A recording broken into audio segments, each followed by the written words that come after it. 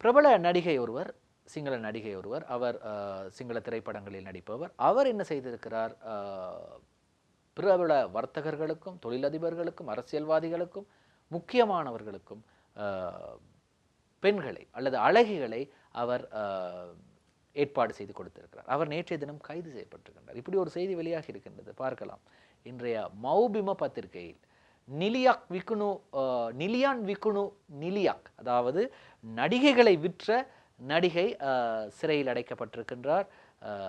அதாவது அவர் பேக்கேஜாம், அதாவது அவரை கைது செய்யும் போது ஆதாரத்துடன் கைது செய்திருக்கின்றார்கள். தொலைபேசி மூலமாக அவரோடு அழைப்பினை ஏற்படுத்தி அப்போது அவர் தெரிவிக்கின்றார், ஒவ்வொரு பேக்கேஜ் இருக்கின்றது, உங்களுக்கு என்ன பேக்கேஜ் வேண்டும், 4 மணித்தியாலயத்திற்கு நீங்கள் எங்களுடைய அழகியை எங்களிடமிருந்து நீங்கள் பெற்றுக்கொண்டால் 4 மணித்தியாலயத்திற்கு தங்குமிடம், உணவு, சகலத்துக்குமான பேக்கேஜ் 35,000 ரூபாய் என்று தெரிவிக்கிறார்.